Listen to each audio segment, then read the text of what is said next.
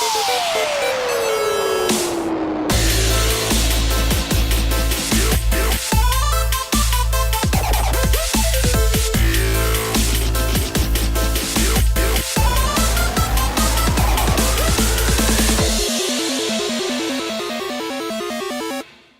and welcome to Podcast First Player, episode 121. I'm one of your hosts, Cal, and as always, I'm joined by a man who has designed his own Nintendo shopping simulator. It's called Mario Mart. It's only bloody Dan. That was weak as piss. Hey. Like real shit piss. We couldn't use the original one. No, it was way funnier, but man, it was offensive. Yeah.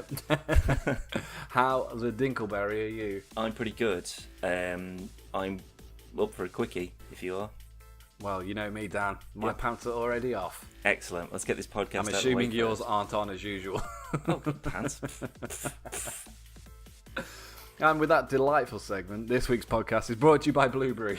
Blueberry is a premium podcast hosting service, and you can get 1 month free with Podcast Versus Player. Simply go to blueberry.com and use promo code PvP. Dan, Yes.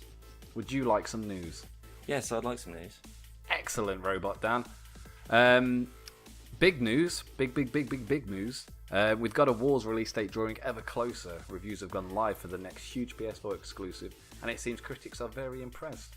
GameSpot's Peter Brown awarded the action-adventure with a 9 out of 10, saying it's, quote, spectacular action game with epic set pieces, big budget production values, and hard-hitting combat. And other review outlets have followed suit with the following awarding the title some great scores. IGN has gave it 10 out of 10. The Guardian gave it 5 out of 5, and Game Informer gave it 9.75 out of 10. Reviews across the board seem to be giving the title incredibly high praise, giving God of War, at the time of this recording, a pretty sweet 94 on Metacritic. Jesus. So that's yet another PS4 exclusive that has pretty much done pretty well. It's and chicken it's dinner. not even out yet. Yeah. It is to be relevant. Yeah. Chicken dinner. Yeah. Listen back to this in 3 years' time and see if you understand what the fuck a chicken dinner Yeah, is. let's see if PUBG's still around there. Don't call it that. You call it No, PlayerUnknown's we don't. Yeah, Battlegrounds. we never call it that. No, you don't acronise. I apologise. I don't know if Sorry. acronise is a word, but there you go. Hey, it's gonna be from now on. That's Hashtag for sure. acronise. So yeah, it seems to be not the letdown that some people thought it might have been, with it changing the style of gameplay from Yeah, previous it's God of super Wars. different. It's a very Last of Us-y type of vibe. Yeah. Very like a father figure and a young adolescent. I mean, since the reveal at E3 many years ago, both of us have been pretty excited about God of War. Maybe possibly me more so because I can buy it. But Well, I can still buy it. yeah, technically, yeah. But I haven't had the feeling that it was going to be a letdown. It's God of War. How could it be? Yeah, God of War has always been this. It looks very, very deep compared to the previous God of Wars. There was a story, but it was basically a hack and slash. Yeah, I mean, to be fair, like there's quite a few occasions where I've just watched like all the cutscenes that have all been smushed together on YouTube. It's like 4 hours long, and it's just all the cutscenes. Yeah, and it's dead interesting. So you could totally just watch it as a little film and just kind of skip all the hack and slash stuff. What you thinking for a God of War movie? Who would you choose to play Kratos? The Rock, obviously. See, originally, Who else is big enough? Jason Momoa. He's not. No. And I reckon, to be fair, there is actually a Photoshop where someone's like just white chalked his face and put the red tattoo on his face, and he does with the beard and that. He looks pretty spot on. Maybe Ron Perlman. No, not a fucking chance. Yeah, get Ron Perlman. Get him in the old Hellboy outfit. Just powder it white. That'd be the worst God of War film ever. I don't know. I think it'd be pretty good. No, not Ron Perlman. Get him in there, play somebody else, but not Maybe not the kid. Kratos. I reckon. Yeah, we'll have The Rock or Jason Momoa as Kratos, and Ron Perlman as Kratos' son. Yeah, definitely. That sounds like a movie I'd go and fucking see. I'd watch it. Don't get me wrong. Actually, speaking of, no, I'm going to interrupt you there. Oh. Speaking of games to movies, obviously we have Tomb Raider that's out at the moment. Mm-hmm. Did you get round to watching Assassin's Creed? Many moon ago, yes. Yeah, I watched it fairly recently. What did you think of it? Did not like it. I thought it was okay. I think. I mean, we might have spoke about this not on a podcast, but it might not have been you. But my biggest issue with it, other than it not being a particularly great film, is that the worst bit of the games was when you wasn't in the Animus, and they were the worst parts. And they seem to have gone, right, let's make the majority of the film outside of the Animus. Yeah, I mean, to be fair though, the actual assassin stuff was pretty cool. The but parkour scenes were great. Yeah, but it was just like pieced together. It wasn't like there was a simultaneous plot going on within the Animus and one outside of the Animus, if that makes sense. Like they were just like it was just a bunch of dudes all showing. I mean, obviously they're all after the apple, obviously, because that's. Yeah. I mean, if anything, that is kind of the connecting subplot. But it was just sort of like there was a bad guy who was you sort of knew because he stared at the camera for quite a while. Like protecting another dude, and then it was just sort of like a bunch of them, and then they all attack, and then it would just cut back outside the Animus again, and you just sort of like just stick with one, What I would have done, I don't know how well this would have worked, but knowing that people who like Assassin's Creed don't particularly like anything outside the Animus because it's boring, and usually you're not playing it for that. Yeah, absolutely. It works for the story, but in terms of like you could have put the shit that happens outside in a cutscene, and then just get back into assassinating people. I don't know. I mean, if it was Assassin's Creed modern day combined with Assassin's Creed 300 years ago, so because obviously like the whole point of the first one was that they were using Desmond to try and locate pieces of Eden, but he was also getting trained whilst he was doing it, and there was some sort of like very gentle parkoury kind of stealthy stuff in modern day, but I want to see like this film was like when they're all in the prison, and then they all kick the living shit out of everybody. Like I want that like proper sort of stealth. You blend in. Just Assassin's Creed, just modern day for God's sake. Have them just side by side. Well, that's what I liked about. I'll go back to my original thing in a minute. No, you won't. Well, all I was going to say was I'd make the film primarily about the assassins, and I would release a web series leading up to the film that gives you the kind of backstory into all outside of the Animus. Yeah, that's cool. Because then people would just choose to watch it if they felt like they needed to know what was going on outside. Yeah. And then, like right at the beginning of the film, just while the intro credits shit's popping up, just have maybe a brief synopsis of what's happened in the web series if you haven't watched it. That's why I think that's a good idea. Yeah, definitely. Yeah. What do I know? Blending in with the modern day Assassin's Creed universe. What I did like when Watch Dogs came out, there was like a big conspiracy type theory thing that people had put together that put Aiden Pierce as he was part of. He was an assassin. Yeah. Oh, okay. And if you actually, it's really interesting to read. It's probably bullshit, but there is a lot of Easter eggy type things that Ubisoft obviously put into each of these games to connect them. Yeah. But I think that would work really well if, like Watch Dogs 3, you played an assassin, but obviously in Chicago, wherever it would be set. Yeah, I mean, to be fair, that would kind of be the ultimate Ubisoft game, wouldn't it? Yeah. It would be part Watch Dogs, part Assassin's Creed. So when you're in the future, you can still do your... Yeah. No. Get a saber-tooth tiger in. Keep that separate, thank you. Yeah. They've already been a couple of Far Cry films, I think, and they're both pretty fucking shocking. But you could, be driving around. You've got all the gadgets and stuff. You've got all the tech gadgets in the future, and you've got all the ancient gadgets, all your little catapults and sleep darts and whatever in the past, and have those two, because then there's no break in the action sort of thing. Yeah. But you're both still, imagine if there was the Animus was like an app on the phone. Yeah, that would work. So you were kind of you'd be like driving down the street, but it would be sort of like you'd sort of like phase shift between that and riding horseback. So it was kind of it was like two worlds running alongside each other at the same time. So you've got like, let's just call them Aiden for now. So you've got him, walking down the street or parkouring up a building, but it's kind of like a silhouette, like a shadow of, kind of like old ancient things, But he's got guns, but they're actually crossbows or whatever. So it would just sort of like they'd like phase shift between each other because like he's using the app on his phone to connect to the Animus to help him learn how to pick locks, like sort of like a Matrix thing where you just go fast forward to somewhere where my old ancestor learned how to pick like every possible combination of locks, sort of thing. Well, it's doable because there's a similar thing in Simon, Shadow and Mordor. When you've got like the you'd be like with Celebrimbor, yeah. No, that would actually work quite well. Mirage. Yeah, but I mean that happens in the Assassin's Creed film as well, because I mean, it keeps on sort of seeing him outside of the Animus, like it's like weird sort of like memory shadow. So I mean, I think there's potential there. Then once you've made that, and everyone's like, okay, Assassin's Creed's cool again, and Watch Dogs is cool again. Then they go, let's make a film and ruin it all. Yeah, let's go back to square one. Yeah, Square Enix. It reminds me of the best thing about Spider-Man 3, which was the poster where it's like the red and blue suit. And then the reflection's the black suit. The black suit. Yeah.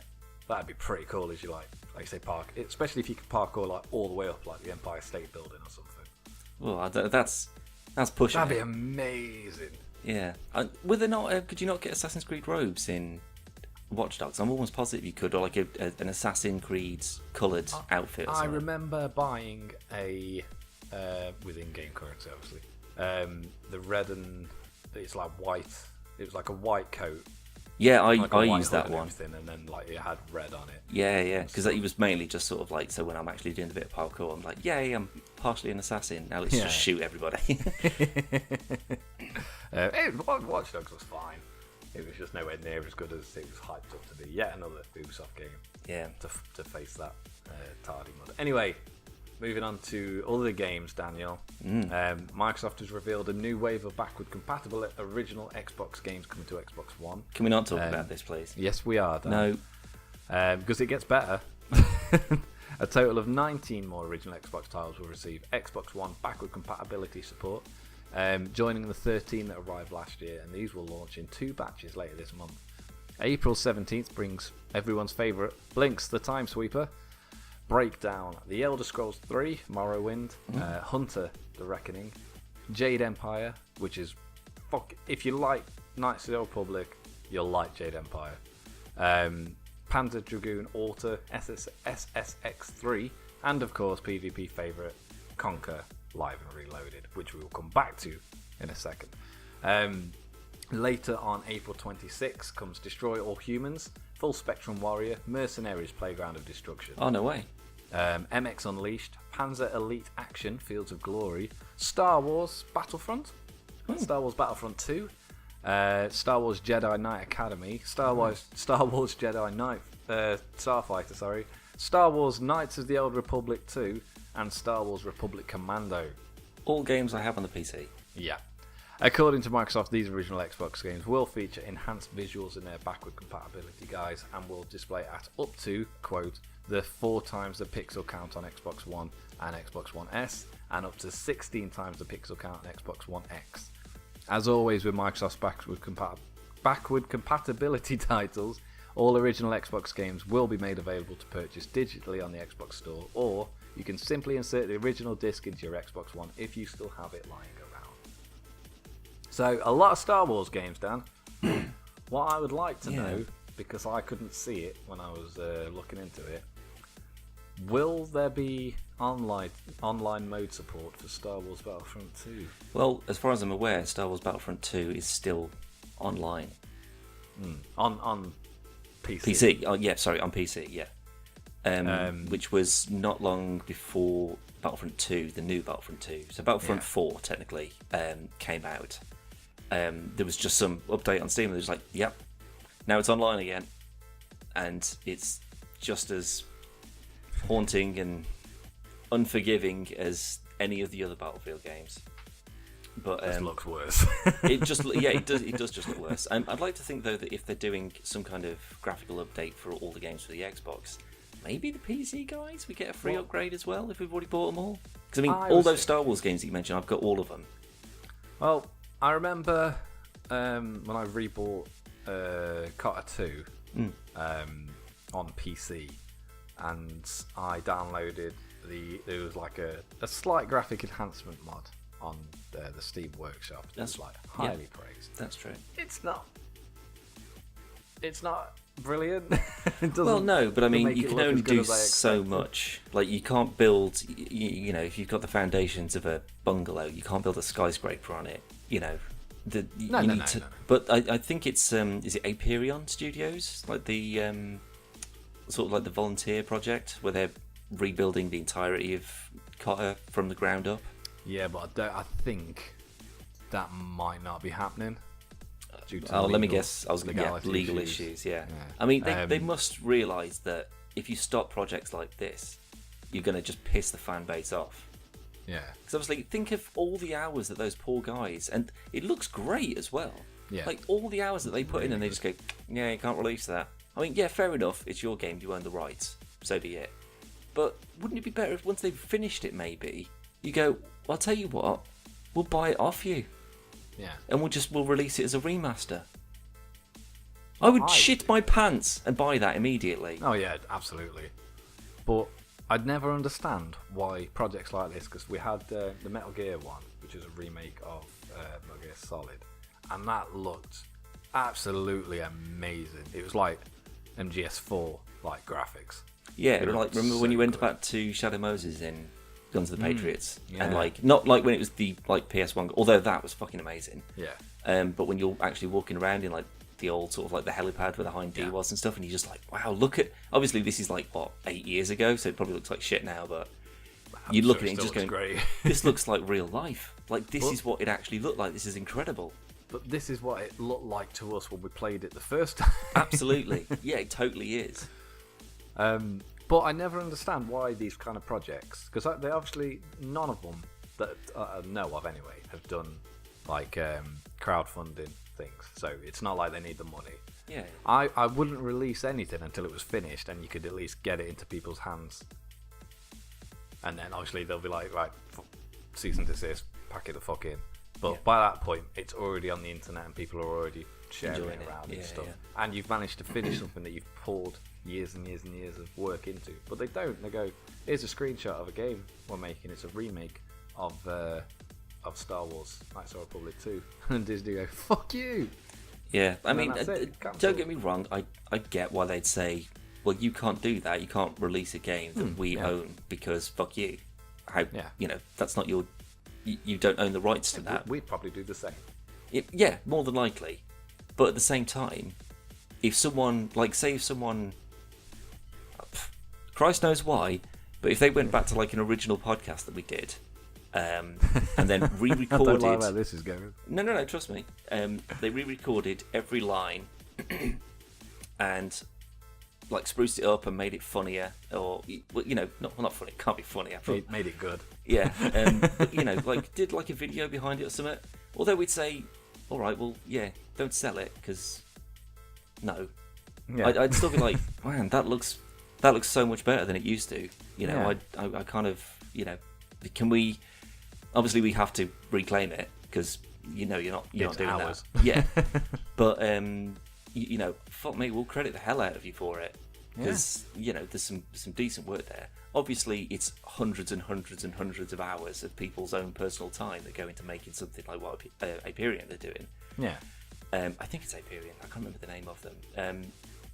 And I'd be gutted if they're just like, yeah, you cannot distribute this, you can't talk about this, you can't do anything more with this, otherwise you'll get sued. And it's just like, oh well, that was a passion project, you know, when you have fucked us over a bit.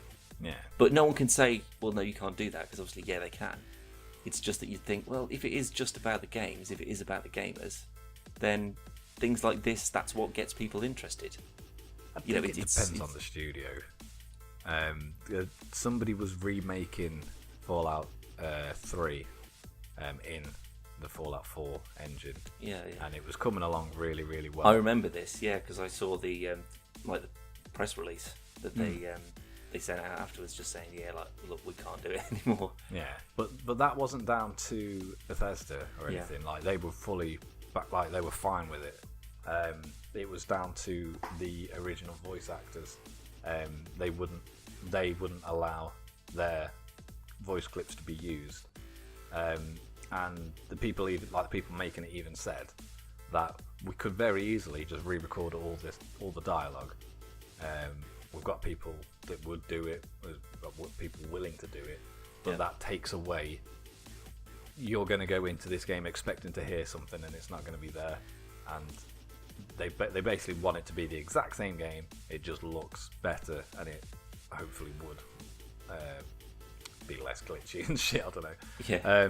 But they chose not to pursue it purely down to that. But Bethesda they were fine with them remaking it. Yeah, I think you're right. Then I think studios like Bethesda and maybe people like Valve and BioWare and stuff. I'd like to think that they sort of like they appreciate the fact that people care about their projects, and they say, look, you don't have to remake it, but just let us do so. And they're like, yeah, totally, go for it. Well, there's quite a few fan Half-Life games made there's with the billion Half-Life of them. 2 you kidding engine. me?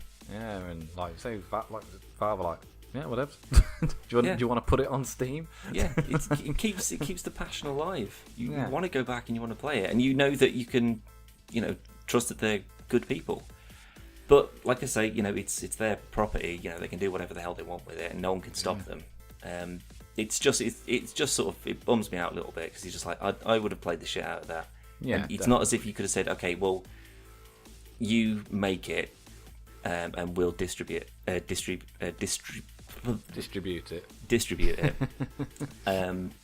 But it is our property, so we still need to make something from the time that you've put into it, and we'll help get it out there, because people want a Knights of the Old Republic remake that we don't really have the time to make. We'll charge 15 quid for it, and you get a fiver, we get a tenner. How does that sound? And I mean, if because both parties could say no to something like that, but I don't know. It's just that kind of middle ground that I like the sound of. Where it's developers and creators working together with the gamers and the community, just to kind of keep these things alive. That's the sort of thing that when I see it, I'm just like, that's so cool. Well done to you for being so cool about it. I think on a marketing point of view, you've got Bethesda. I mean, Bethesda probably one of the most lauded developers and publishers in the industry at the moment, because they do seem to. I know they have a lot of issues with glitchy and bugs. But man, every time they knock it out the fucking park. Yeah, they seem to listen to what people want, and they seem to give people what they want. And I think when they see something that is essentially a passion project, they feel touched by it, and they think it's cool. But Disney, they see another Star Wars game that they haven't made, and it's cutting into it's competition, could be a big profit margin. And for all we know, they might be making a remake of their own. Well, that's true. I mean, if they were to contact those people and just say, look, we get it, we appreciate it, however, we are doing this ourselves, and it would only damage you if we released a proper, rebuilt version that's, unfortunately way better than yours. Yeah, so given the two choices, I'd probably go with Disney. Of course, yeah, but again, they've got the manpower, they've got the money behind it. But yeah, I mean, if they were to do that and they just said, okay, well, we stopped, we cut this down in its prime, but give us 3 years. No, 5 years. I want it good. Give us 5 years, and we will give you an online multiplayer, like local, party co-op. Knights of the Old Republic 1 and 2. Yeah. One big game. Not a 3, because we don't need to do that. We've got everything we already need. We'll just remake it all, and you can play online with your friends. And that could be your party. Yeah. I'd be like, here's my pre-order. Yeah. Thank you very much. I'll see you in 5 years. But unfortunately, it's exclusive to Wii U. Oh, no, because then that needs to be another console that I need to fucking buy. You would as well. I know. Speaking of games, Dan, that's it. That's all we've got. Well, no, because we were going to talk about Conker. Oh, we was. Yeah, sorry. So, Dan actually sent me a screenshot of the backwards compatibility games lineup yesterday, I think it was. Yeah. And it was primarily Conker. And if you've listened to any podcast where we spoke about Xbox, or you watched our E3 bingo last year, when I had a fucking stroke. Yeah, when they revealed Super Lucky Tails, and you just saw the tail. fox tail, Yeah, and Dan absolutely shit his pants because he thought it was Conker. That was a disappointing moment. Oh, for everybody. Which obviously wasn't ideal. And then if you go back even further, when they announced Project Spark and they used Conker to show it. Why would you do that? It was just a kick in the fucking tits. But Yeah. now you can play Conker Live and Reloaded on Xbox One. You can still play it on Xbox 360, where it's been available for many years, but we'll go away from that. There's no online support, so it's just the single player, which is a bit shit because the online was all right. Yeah, it was, yeah. When I played it on original Xbox. However, after having Rare Replay many moon ago, whenever that came out, I know that was the N64 version, but the only difference being the controls were a bit tighter and the graphics were a little bit better. Well, they were a Live fucking Reloaded. way lot better. No, but if you play this tomorrow or whatever day it is, it's not going to look anywhere near as good as you remember it looking. Well, he had a bushy tail rather than just a polygon tail like it was on the N64. I don't know. Look, I still to this day I still watch videos about it, and if I like every now and then like a recommended video will come up and it'll be like the Big Mighty Pooh singing. Yeah. I was like, I'm gonna watch that again. Don't get me wrong, it's a brilliant game. I love Conker, and it's the only game I've finished on Rare Replay. But Dan followed this message with, "I'm gonna have to buy an Xbox One now." Yep. I was like, "You don't, you don't need to, because you still got a 360." Yeah, well, I don't want to watch the 360 version. That. The upscaled version is obviously going to be better. It's not though, is it? Of course it will. It'll look better. Marginally. Marginally It's gonna sell have games. It's gonna have 4 times the pixel count on Xbox One and the Xbox One S. Yeah, exactly. So it'll have 82 pixels. Like, can you imagine? It'll be incredible. I feel like I'm there. I am. Oh, Conker VR. Oh no. Although, to be fair, sunflower tits. Yeah, there you go. See? But hopefully, what this does is a surge of people will buy it, unless they've still got copies, obviously, that they could just slap in Sure. their Xbox Ones and work straight away. Which I imagine a lot of people have, because I think when we actually looked, it was like 50 quid, wasn't it? What, for Conker, for the 360? Yeah. For the Xbox original one. Yeah, it was probably as expensive as buying like a second-hand old original Xbox. Oh yeah, easily. I mean, I remember when I got it on original Xbox, I think I picked it up for about 25, 30 quid, something like that. But I only knew Conker from Diddy Kong Racing, which obviously was many years before. And I was like, oh, Conker, that's cool. So I bought it, and then it was like, oh, this is different. But it was cool. I bought it, I remember exactly when. I was on holiday on the Isle of Wight in England.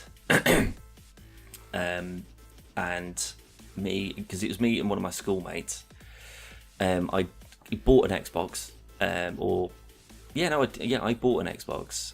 We'd taken it down to the Isle of Wight with us because we was like, what are we going to do? Go on the beach? Pfft, Xbox. Losers.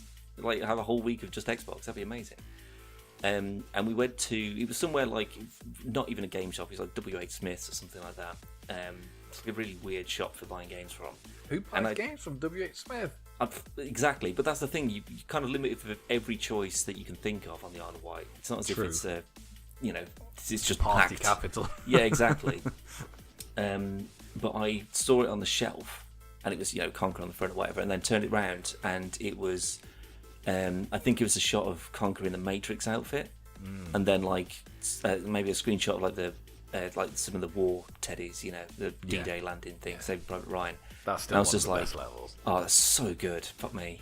But yeah, so like I saw that and I was just like, well, this isn't a kids game. Like, because I think it says on it, like, yeah, this is not for kids. It says, like, it's not a children's game at all. Bought it, and we spent the entire time playing Conquer, and it was fucking amazing. Have you ever watched? I can't. I'll find the video after. And I'll show you. But it's like a kind of like a documentary type thing. I think it's Did You Know Gaming actually? Which if you've never watched it, it's like random facts that you may not know about development of games and how games came about and stuff. What, the YouTube channel? Yeah. Yeah, I've seen that. Yeah. And I'm sure it's one of it might not be, but it's talking to the people who made Conquer, and they did have plans for another Conquer game that never came about. Yeah. But it started off as an actual cutesy platformy game. Oh really? So it started off like Lucky Tail. Yeah, basically. And then, but I think if I remember rightly, the year it was meant to come out was when Banjo-Kazooie came out. Oh, so it was like, okay, well, we need to change this up. Make it a bit different. And it kind of evolved from that. But there was a bunch of levels that never made it into the game. And they're like fully working levels, and they show you in the video and stuff, and they look quite cool. But then some levels were changed. Like I don't think originally there was any collectible stuff, and then they added in the chocolate bars. Well, the chocolate bars were health. Yeah, but there was literally nothing. There was nothing in the levels to collect. Oh. So it kind of just evolved, and then obviously it became chocolate, and that was how you got your health increases and stuff. I could remember things very wrong, but it was an interesting video nonetheless, and you get to see some of the concept art and stuff like that. But yeah, it was very cool. And I hope this kind of makes Microsoft look at the IPs that they've got sat there. I mean, we've said this many times. They need to do something with Conquer. They need to do something with Banjo, because platformers might not be as relevant as they were 25 years ago. But look at Crash Bandicoot. Look how excited people are about Spyro. Sonic Mania. When Spyro, fuck me. Yeah. People will go fucking ballistic. It's with because joy. It's the people who would have scrimped and saved in order to get that, or that would have been bought for them when they were a kid. Yeah. That nostalgia comes back. It's just like that game that you loved when you were a kid. Well, now you've got the money to buy it yourself. Yeah. And you can be like, what, new Spyro? Yeah. Fair enough. I completed it 18 times when I was 12 years old, but now I can do it again. It looks cool. Again in HD, and it looks so good. Yeah, it does, right. There's a I don't know if you've watched it, but there's like a comparison video for the footage that has been released. It shows like the original, what it did look like, and then the video now, like the level now. And then I think it might have been on GameSpot. They did a transition slider that you can move yourself, and you go over the picture, and it'll like just gradually look like it does today. Yeah, it looks. I can't wait. It's going to be so good. Yeah. I never thought I'd get excited for another Spyro game. Well, that's the thing. It's because it's not another Spyro game. It's the original Spyro game. Yeah, well, all three of them. Well, yeah, exactly. But it's not just sort of like, oh god, how do we try and flog this dead horse? It's just like, okay, well, we make the original game that people fucking loved in the first place. It's like with the remake of Final Fantasy VII. Yeah. It's just like, well, we can't release Final Fantasy VII 2, so we'll just do it from the ground up. We'll make up, like, we'll just make the whole thing from scratch, looking like games look like today. Yeah. And it's just like, wow. It looks fucking amazing. Really does. But it's more than just the fact of, holy shit, that Final Fantasy game looks amazing. It's just, oh my god, that game ruled my childhood. It's it's kind of what made me a gamer. And now I get to play it looking like this. What the fuck? My head can't handle it. I'm just excited that I can play it without having to get up and change the disc. Oh, I know, right? 4 fucking discs. You're taking the piss. Fucking insane. Especially as when the original one I got, I think it was the second or the third disc was scratched. Oh no! I couldn't do it, and then I ended up having to buy it. Like, I think I had it for like about 3 months or something, and then it was my birthday, and my granddad bought it me again. So we had to. I ended up. Well, Square Enix owe you money then, if that's the case. Fucking do, pissed because it was brand new as well. Yeah, it wasn't like second hand or anything. But yeah, I'm hoping they'll use this and go, let's Even if it was a remake of I'd Live and Reloaded. only accept a remake at this point. Live and Reloaded. Yeah, sure. Locked and Loaded. Locked and Reloaded. Yeah. Yeah. Fuck it. Yeah, just do that. Just give me more fucking Conga games, bellends. But then, in X amount of years' time, then they could do an actual sequel to it, depending on how well it went. Because, I mean, to be fair, if they didn't make another Call of Duty for another 18 years and then they made a new one, I'd probably buy it. Yeah, I know, right? Like, man, remember when we used to play Call of Duty? I don't know. It's anything that's a remaster, it's always got a reason. Although, you know, we've talked about this as well on previous podcasts, that, you know, the remaster is kind of like, it's the sort of like Hollywood rehashing an old idea sort of thing. Yeah. But the fact is, it fucking works. It does. It gets people excited. They used to watch it, they used to play it, whatever. And you just say, here it is again, but now it looks a bit shinier. And you go, brilliant, I'll have it. I can't wait for Earthworm Jim. Toe Jam and L. They are making a new Toe Jam. Yeah, they are. Absolutely. Haven't heard anything for many a moon. But again, remasters. There's a new Shenmue. It's not going to be obviously a remaster, but I can't wait for that. Even though looking at the footage that was released towards the end of last year, it doesn't look great. I don't know. I didn't really like the first couple, to be honest. I really did. I've been watching Funhouse play it, and it's just like, God, this looks. Don't get me wrong. I don't so think I could boring. play it now, but at the time there was nothing like it, and it looked amazing. Yeah. At the time, but now again from watching that voice acting, Funhouse play it, yeah, it's so bad. But yeah, but you've got Yakuza that kind of filled the Shenmue void for like the last few generations. Very similar-esque game, mostly because it's in Japan. But no, but it is. Are you saying that all Japanese games look the same? Most of them do, yes. Ooh. They do. Oh, yeah, they do. It's like anime. Yeah, don't get me started. But again, I don't mind that. I mean, like, I haven't actually bought it, but the new Ni no Kuni 2. Yeah. It looks absolutely beautiful. Well, funnily enough, we've actually got a friend of PvP who is currently playing through Ni no Kuni 2, and will be submitting a written report that we expect on our desks very soon. So you can go to the website and check that out when that's up. I'm sure we'll tweet it out eventually when it arrives. When it gets here. Exactly. It's late. Speaking of reviews and stuff, we were meant to be attending EGX Res today, actually. Today, Friday, Saturday, Sunday, as actual press. Yes. Apparently, we are press now. We can't go, but what we will be doing is keeping an eye on events as they are unfolding, and anything interesting and worthwhile, we will report back and let you know. Indeed. So apologies, EGX, that we can't make it. I know you're probably going to close it down a day early. I don't know, because we're not there. Can't handle it. I know it's a lot to take in, but it's got a good line. There's a lot of good devs there. We was very much looking forward to it, but unfortunately we can't make it. So hopefully we'll see you next year. Hopefully so. Hopefully. We might even host our own. Who knows? Probably not. Probably not. But we're going to call it there, Dan. Yep, that'll do. I think it's been long enough. If you would like However, to see... Oh, I've got a very special Callum Povey surprise. Guess what I've done? What have you done, Daniel? Well, you know that I've been, rinsing, I think is the correct word, Far Cry 5 for the last sort of week or so. You have, and probably you've probably put more hours in less time than anybody else. Well, maybe so. I think I got about 20 hours into it. It was like because it came out on like the Tuesday or something. So I bought it before it came out. Yeah. And by the next day, no, that was it. By the next day, I was already 15 hours in. And I was just like, I'm sure I slept. Can I interrupt you there? Right. Funny story, well, very brief story.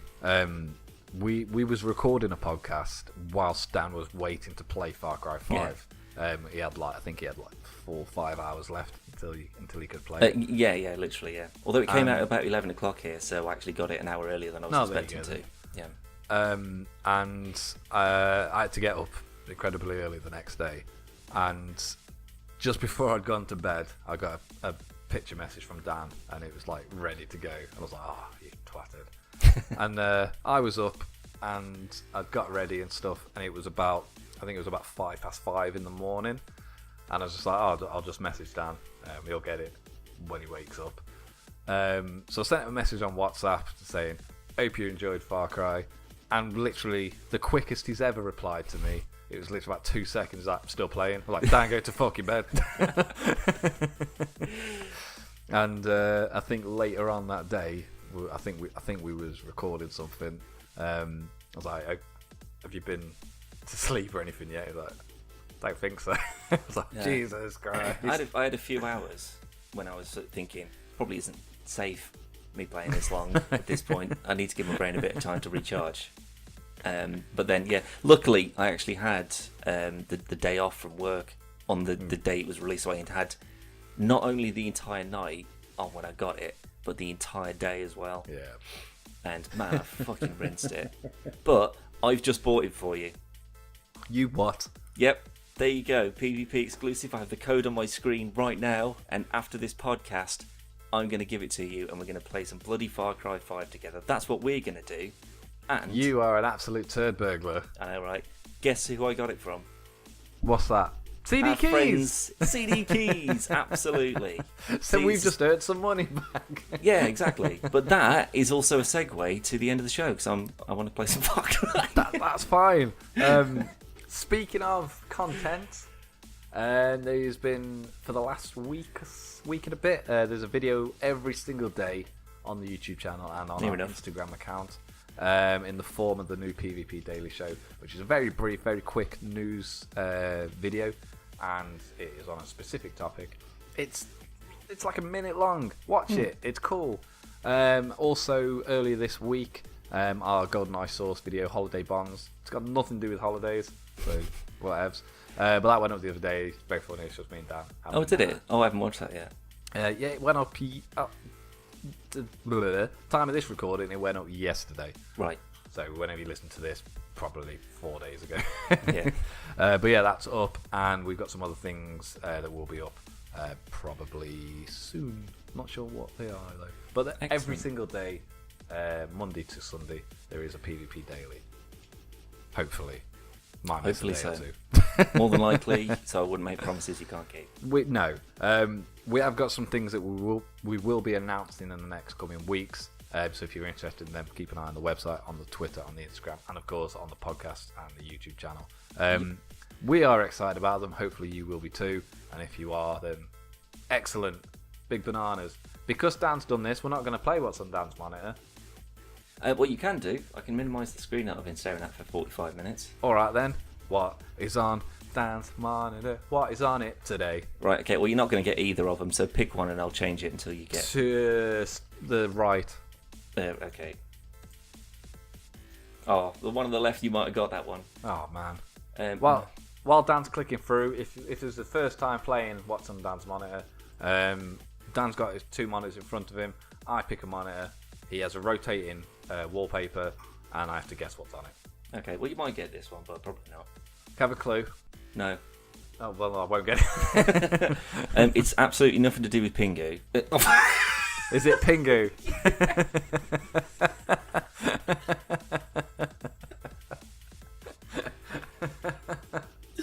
I meant to say it's got absolutely nothing to do with podcast versus player. Fuck's sake, that's well done. You got it. There we go. Got it in one. Fucking unbelievable. What a dickhead. Didn't even get a clue. Just got the answer. Fucking what an idiot. Oh man. Right. Where can they go to see more thrilling content? Well, ideally, why don't you start off on www.podcastversusplayer, that's vsplayer.com or .co.uk. You can go to YouTube, which is youtube.com/podcast versus player. Put a bit of Sean Connery there. And a little bit Irish as well. He is Irish, isn't he? No, he's Scottish. Yeah, racist. You can go to Instagram, which is podcast versus player. You can go to Twitter, which is @podcastvplayer, and you can drop us a squeaky. Yeah, thanks. Try it a bit. What about YouTube? Well, fuck it. I know he said that one. No, you didn't. Yeah, I did. I said youtube.com/podcast versus player. Oh, That's right, what I yeah. fucked up on. Ah, yeah, it is. I'll take it back. Right, bye.